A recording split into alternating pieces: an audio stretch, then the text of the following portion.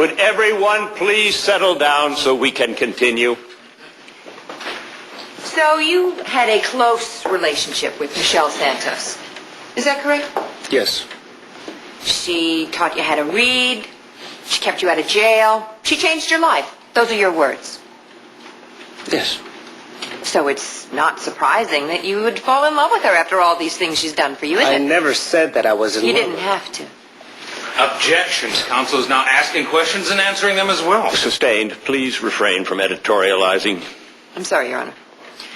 You've testified that you met the defendant in Point Lester. Is that correct? Yes. And you've admitted that that isn't exactly the best side of town. What does this have to do with anything? Why was she there, Mr. Blue? I know what you're getting at. I'm trying to get at the truth. Answer the question. Michelle lost her mother, and she was in Point Lester looking for the recipient of her mother's heart, the donor recipient. Did she find that person? That was me. This witch is doing it again. In other words, you're alive today because of the defendant's mother? You received her heart? Yes, that's correct.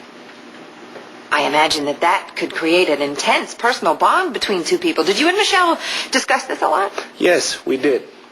And in the process, did you become very close? Yes. In fact, so close you were engaged to be married. Isn't that correct? That's correct. So this woman changed your life. Those are your words. Her mother's heart beats in your chest. You were engaged to be married. In fact, at one point you loved the defendant enough to ask her to marry you. So isn't it true, considering all of this, that you would do anything to help Michelle Santos, including trying to get her off a murder charge? She didn't do it. Oh, you were there? You were there the night of the No, but murder? I know that she couldn't have done it.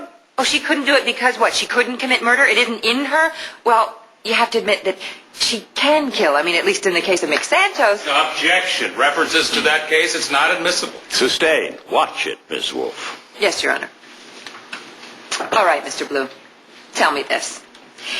If Michelle Santos believed that Ben Warren drugged her husband and tried to break up her marriage, wouldn't she take an action? I mean, isn't it a possibility that she could kill to protect her husband and her marriage? Objection, Your Honor. No further questions. Mr. Marler, would you like to redirect? Yes, Your Honor.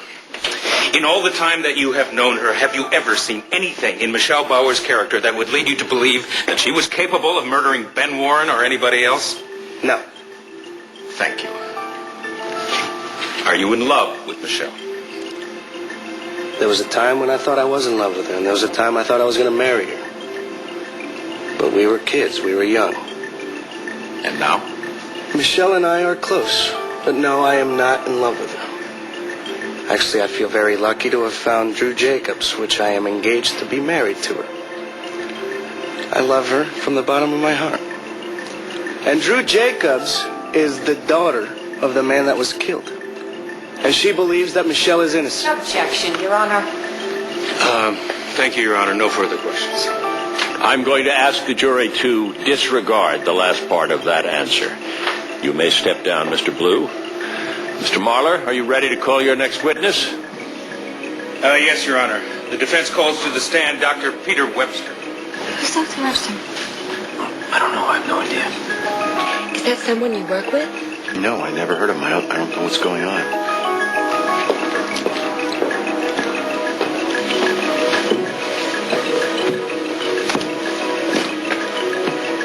Your full name? Dr. Peter Webster. Doctor, would you be so kind as to tell us what it is you do and where you're employed? I'm a criminologist, and I currently work for Lyle and Betterman. And before that, you were a forensic pathologist, is that correct? Yes, I've handled over 5,000 autopsies, maybe more. And among your peers, you're one of the leading forensic scientists in the entire country, is that correct? Well, I'd like to think so. And in that capacity, you recently conducted an independent study on the gloves that were found in the defendant's drawer. Did you find anything unusual? Not at first glance. When I examined the gloves, they were completely consistent with the crime as alleged. I found the victim's blood as well as powder residue from the gun that killed Mr. Warren. Now, that was at first glance. What did you find on closer look? I studied the police report of the murder very carefully. It stated that 2 shots were fired at the victim. But the powder residue on the gloves was only consistent with the firing of 1 shot. 1 shot? Well, are you saying that the killer fired a shot, paused, put down the gun, removed the gloves, picked up the gun, and with bare hands fired a second shot? I suppose that's possible, but it doesn't make sense. I mean, obviously the perpetrator wore the gloves to protect himself from leaving fingerprints on the gun. Yes. Why remove them? Yes. What other explanation could there be? There's only one. Mr. Warren was not shot by 1 person alone. 2 people were involved. There were 2 shooters.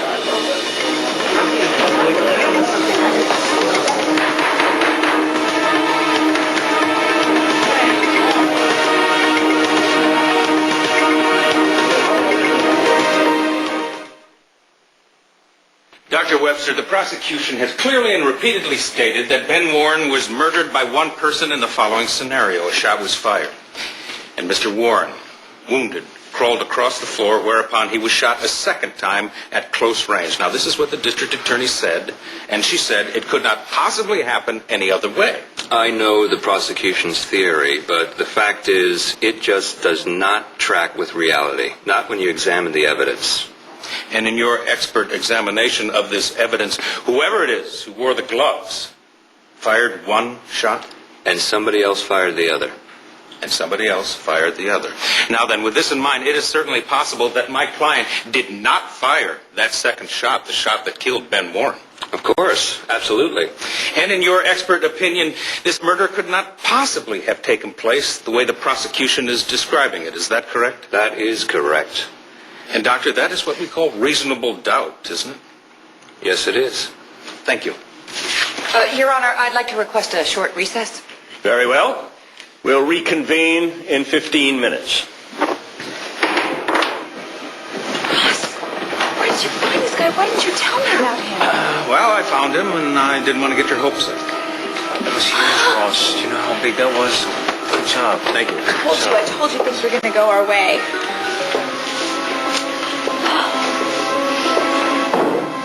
Danny. What? Nothing. I knew it. I knew everything was going to start looking up. What are you doing? What's wrong? 2 people came after my father, Jesse, too. It's okay. We'll find them both, Drew. You're good, Mr. Marler. Maybe too good. But I cannot let you find that second shooter. Congratulations, Michelle. I feel like the case has been dismissed already. Well, just keep saying that, okay? Please keep saying that. Ross, great job. You returned this thing around. I knew that we needed a forensic expert of our own to look at the evidence. Did you ever expect he'd come up with that, though? To be honest, no, I did not. I got very lucky. Mr. Marler, could we ask you a few questions, please? Yes, sure, Helen. Excuse me. Well, I'll tell you, when I saw Ross with that witness earlier, I figured it was more bad news. Hey, stop thinking like that, okay? That testimony was enough to create reasonable doubt. You know that, don't you? I know. I hope nothing else happens. Like what? What do you mean? Where's your mother? How come she didn't stick around to congratulate us? She did?